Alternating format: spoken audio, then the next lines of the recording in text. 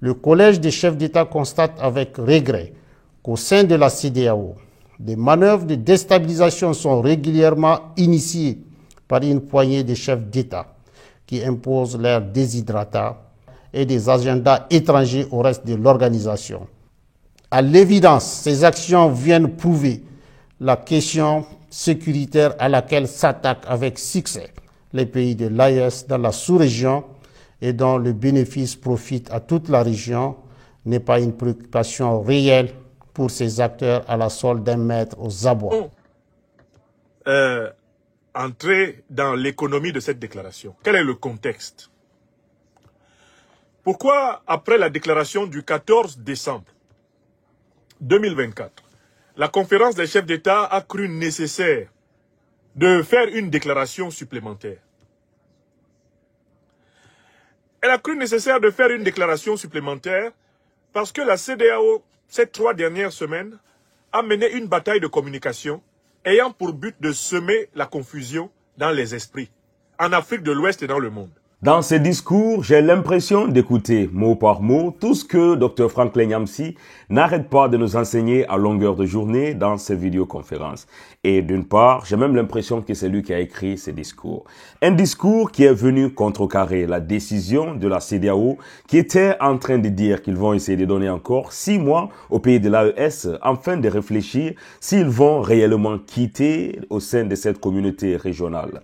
Étant donné que le 26 janvier 2024, les pays de l'AES ont pris leur décision. Ils ont dit que c'était irréversible, c'est-à-dire que leur décision est prise et ils ne vont pas revenir là-dessus. Ils pensent exactement que cette décision est la bonne pour mener cette vision qu'ils ont de l'Afrique, cette vision qu'ils ont au sein de leurs pays différents parce que ils ont un même combat. Mais selon Dr Franklin Nyamsi, dans cette vidéo, on va essayer de voir tout ça, c'est que le temps qu'ils sont en train de donner aux pays de l'AES, peut-être que c'est un temps qui les permettront de se préparer afin de passer par un autre moyen pour déstabiliser ces pays de l'AES. Je vous invite à regarder cette vidéo jusqu'à la fin pour mieux comprendre. Le Collège des chefs d'État de l'AES considère à juste titre la décision de proroger pour 6 mois le retrait du Burkina, du Mali et du Niger de la CEDEAO comme étant une énième tentative qui permettrait à la junte française et à ses supplétifs de planifier et de conduire des actions de déstabilisation contre l'AES. En lieu et place d'une gestion concertée entre l'AES et la CEDEAO des aspects techniques liés au retrait avec effet immédiat, le Collège des chefs d'État a été surpris de cette décision unilatérale de prorogation qui ne saurait lier les pays de l'AES. Le Collège des chefs d'État constate avec regret qu'au sein de la CEDEAO, des manœuvres de déstabilisation sont régulièrement initiées par une poignée de chefs d'État qui imposent leurs desiderata et des agendas étrangers au reste de l'organisation. À l'évidence, ces actions viennent prouver la question sécuritaire à laquelle s'attaquent avec succès les pays de l'AES dans la sous-région et dont le bénéfice profite à toute la région n'est pas une préoccupation réelle pour ces acteurs à la solde d'un maître aux abois. Aussi, le Collège des chefs d'État suit avec une grande attention les manœuvres de tromperie initiées par la junte française, prétextant de fermer ses bases militaires dans certains pays africains pour les remplacer par un dispositif moins visible mais poursuivant les mêmes velléités néocoloniales. À ces activités s'ajoutent des opérations de réorganisation et de regroupement de groupes terroristes dans le bassin du lac Tchad, le Sahel et dans certaines zones frontalières, à savoir Niger-Nigeria, Niger-Bénin, Niger-Burkina, Bénin-Burkina. Ceux-ci reçoivent de la part d'États étrangers des appuis divers, notamment financiers et des moyens logistiques visant à déstabiliser l'AES.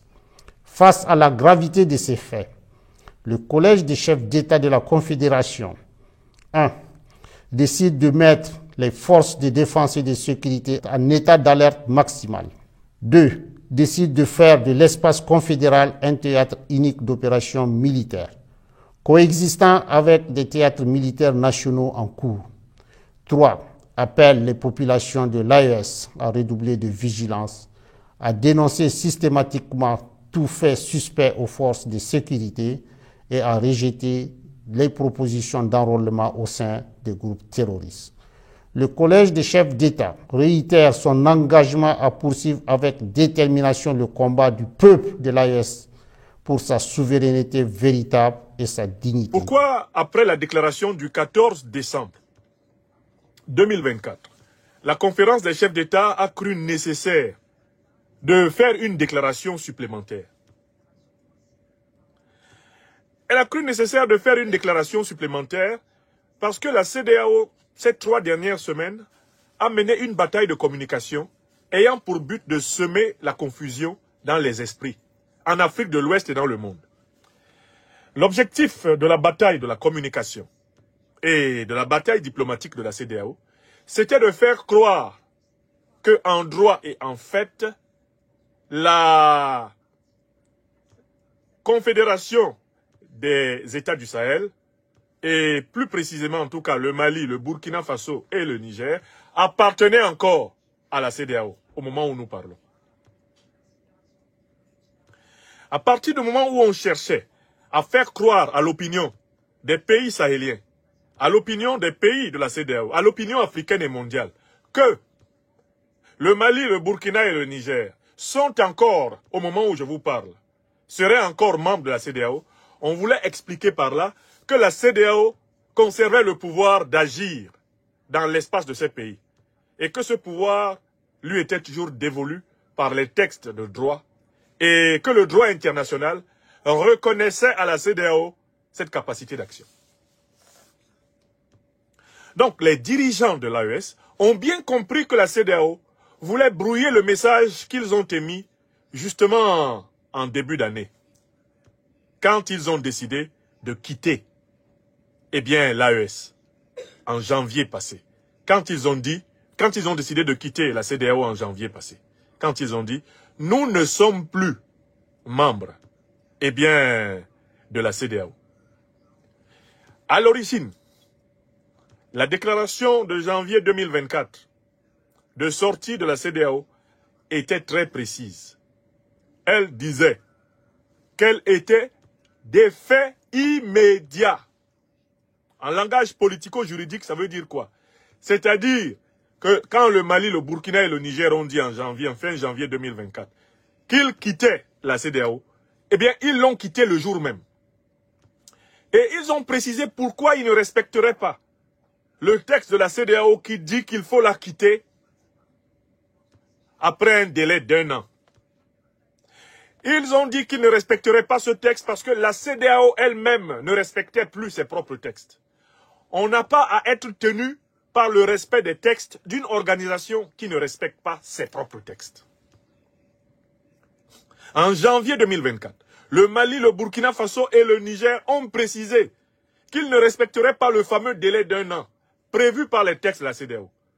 Pour la simple et bonne raison que la CEDEAO elle-même, à travers ses sanctions illégales, illégitimes, criminelles, inhumaines, contre le Mali, le Burkina et le Niger, la CEDEAO avait rompu ces textes. La CEDEAO avait dit que ces textes n'ont plus de valeur. On n'a pas à respecter les textes d'une organisation qui ne respecte pas ses propres textes. Selon un principe de bon sens qui dit que nul ne peut se prévaloir de ses propres turpitudes. Écrivez ça. Tu ne peux pas dire, moi j'ai le droit de brûler ma propre maison et demander aux autres de respecter ta maison. Tu décides de mettre le feu à la maison et cette maison tu la possèdes avec les autres. Toi tu mets le feu à la maison brûle. Et quand les autres disent, nous on n'est plus de cette maison, tu leur dis non, je vous oblige à rester de cette maison parce qu'à la base cette maison nous appartient ensemble. Vous devez rester et mourir avec moi. C'est-à-dire que tu veux le beurre et l'argent du beurre. Et par-dessus tout, même en plus, tu veux la crémière et même la fermière. Donc, à partir du moment où l'AES s'est rendu compte que la CEDEAO voulait semer la confusion sur son message originel, de janvier 2024, lorsqu'elle quittait la CEDEAO, l'AES a compris qu'il y avait un plan derrière. Et ça n'a pas manqué. La CEDEAO est sortie, quelque temps après, pour se donner à elle-même, de manière unilatérale, un délai de 6 mois. 6 mois durant lesquels on ne sait pas ce qu'elle va inventer, 6 mois durant lesquels elle croit pouvoir retourner en tout cas la situation. C'est-à-dire ramener, en fait, de gré ou de force, les États qui forment aujourd'hui l'AES dans la CEDEAO. Voilà le contexte dans lequel la déclaration a été écrite. C'est un contexte où, en fait, l'Alliance des États du Sahel s'est sentie attaquée sur le plan médiatique et diplomatique et a senti que la confusion qui était semée avait pour but de préparer autre chose. Et c'est de cette autre chose qu'il est question, justement, dans la déclaration du 22 décembre. Dans la déclaration que nous allons analyser, ligne par ligne, l'AES nous détaille tout le plan de déstabilisation de son espace par la CEDEAO. On va donc aller dans le document ligne par ligne maintenant, mais vous connaissez le rituel avec votre serviteur. Je voudrais poser en Mondovision une question préalable à mes amis que vous êtes. À vous qui me suivez, qui me lisez, qui m'entendez, qui m'écoutez sur les réseaux sociaux. Quand j'ai appris que la CEDEAO prolongeait de 6 mois le soi-disant délai de départ du Mali, du Burkina et du Niger de son sein. Quand j'ai appris cela, est-ce que je suis venu ici vous dire que la CEDEAO se donnait le temps nécessaire pour déstabiliser l'AES?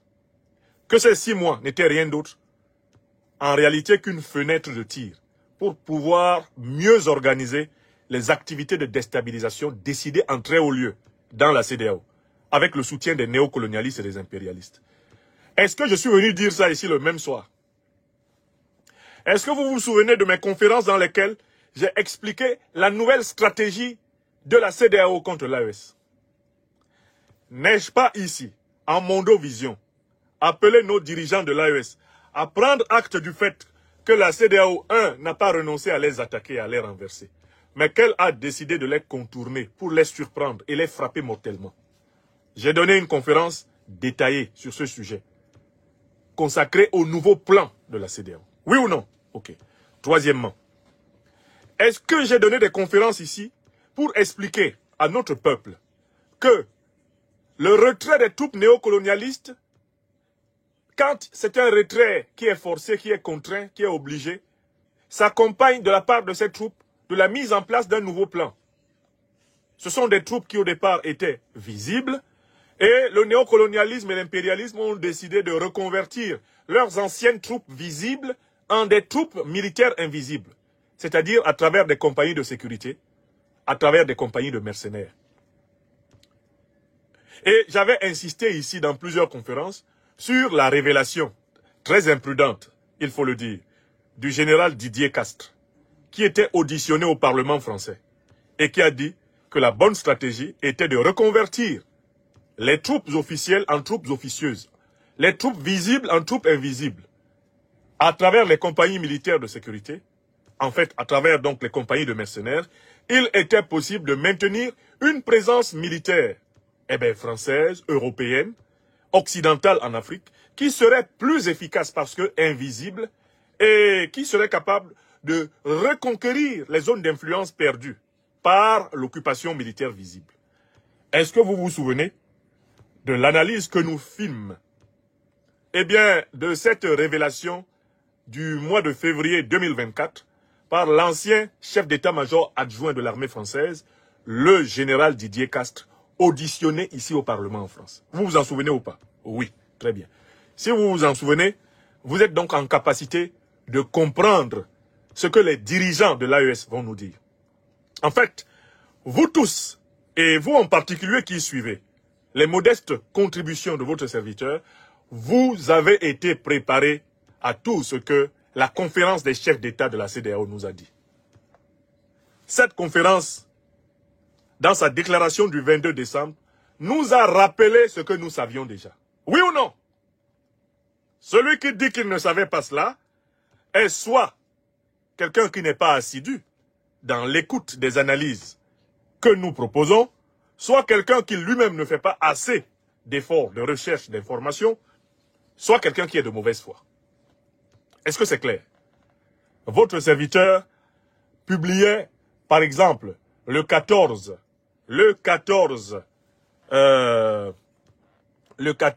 décembre, j'avais publié une série de tweets. Et je voudrais ici vous en lire un extrait. J'ai publié ceci exactement le 15 décembre à 20h44. J'ai dit, urgent, la CEDEAO, en bonne entente avec ses tuteurs néocolonialistes et impérialistes, se donne 6 mois pour déstabiliser l'AES. Ça, je l'ai publié le 15 décembre 2024. N'est-ce pas? Et j'ai donné des conférences où j'ai détaillé les preuves que c'est ce que la CEDEAO va faire. D'accord? Donc vous voyez que la science politique africaine est en convergence avec la direction révolutionnaire panafricaniste. Quand la science émancipatrice est en convergence avec la vision des dirigeants révolutionnaires panafricanistes, le continent avance. Le continent a de la chance. Quand on a des dirigeants qui mènent une politique de vérité, une politique basée sur la connaissance, une politique basée sur des faits avérés, une politique qui fait appel à l'intelligence du peuple, non pas une politique qui mépriserait l'intelligence du peuple, ou qui viendrait s'affirmer comme tiré d'un chapeau de prestidigitateur, eh bien, comme un lapin de cirque. Non. Cette politique-là menée par les présidents Goïta, Tiani et Traoré est une politique qui nous touche, qui nous plaît. Pourquoi? Parce que c'est une politique que nous comprenons, qui est faite avec des éléments d'analyse qui sont à la disposition du peuple. Voilà la politique que nous voulons. Celle qui renforce davantage chaque jour, eh bien, l'alliance entre les chefs, l'armée, le peuple. Cette politique est la base de toutes les émancipations authentiques. Elle est la base de toutes les émancipations authentiques. Alors, venons-en maintenant au texte. Venons-en maintenant au texte. Emma, tu peux demander à quelqu'un d'éteindre l'horloge, là, qui sonne. Demande qu'on arrête l'horloge. Ok, c'est bien. Je prends maintenant le texte. Le texte de la déclaration. Nous allons entrer dans son économie, pour ainsi dire, morceau par morceau. Parce que je vous ai d'abord présenté l'allure générale, l'intention générale de ce texte fondamental. Bon, alors, quelles sont les parties qui composent ce texte? On a les 2 premiers paragraphes du texte où, en fait, les 2 premiers paragraphes sont consacrés à faire un rappel. Il s'agit de rappeler à tout le monde les circonstances dans lesquelles est née l'Alliance des États du Sahel, les circonstances dans lesquelles est née la Confédération, eh bien, des États du Sahel. Soucieux de défendre la dignité de leur peuple, de préserver l'intégrité de leur territoire face aux velléités impérialistes et néocolonialistes. Leurs Excellences, le capitaine Ibrahim Traoré, président du Faso, chef de l'État, le général d'armée Assimi Goïta, président de la transition, chef de l'État du Mali, et le général de brigade Abdourahmane Tiani, président du Conseil national pour la sauvegarde de la patrie, ont créé le 16 septembre 2023 l'Alliance des États du Sahel. Le premier paragraphe nous dit quelle est la finalité de l'AES.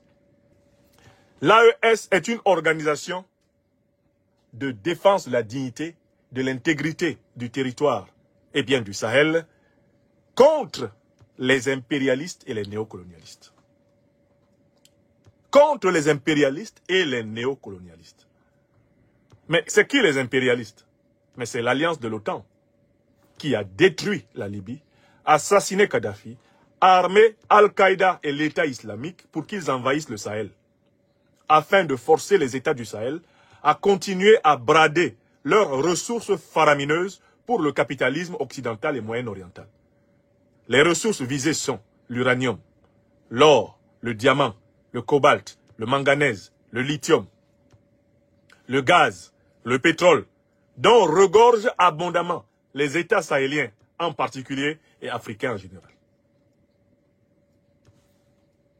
Et Amewa, Tout ce qui est dit dans cette vidéo, que ce soit le discours du collège des présidents de l'AES ou bien ce que Dr Franklin Nyamsi vient de dire dans cette vidéo, je pense que pour les gens qui sont réellement abonnés et fidèles à Dr Franklin Nyamsi, ont déjà entendu ce qu'on est en train de dire ici. Raison pour laquelle, en début de cette vidéo, j'étais en train de dire que j'ai même l'impression que ce discours qui a été lu, c'est Dr Franklin Nyamsi qui l'a écrit. Non seulement il nous a expliqué de fond en comble comment est-ce que la France essaie de déstabiliser surtout les pays de l'AES, non seulement à cause de leurs recherches, et aussi à cause de leur position géostratégique. Il nous a aussi expliqué à travers, voilà, une explication, ce qu'on appelle l'oignon géostratégique. Il nous a expliqué si les pays de l'AES ont quitté la CEDEAO et ont cherché toutes les bases militaires françaises sur leur territoire, il ne faut pas oublier que la France coopère avec des pays de la sous-région ou bien est intégrée dans les organisations régionales comme la CEDEAO. Raison pour laquelle, jusqu'à présent, ils cherchent à mettre réellement la pression sur ces pays de l'AES ou bien de manipuler les gens à travers les informations, surtout des fausses informations ou bien propager, voilà, ce qui va essayer de permettre à la population peut-être de se révolter contre ces dirigeants. Sur ce, mes frères, vous le saviez, ce n'est pas la première fois qu'il nous parle de ce thème-là et on le sait exactement ce qui se passe entre la CEDEAO et l'AES. On sait très bien que les pays de l'AES, ils ne vont pas céder et que la population est 100% derrière ces différents présidents, raison pour laquelle on sait qu'à 70%, leur mission va réussir. Sur ce, mes frères, n'oubliez pas de laisser en commentaire tout ce que vous pensez et on se retrouve à très bientôt pour une nouvelle vidéo, mes frères.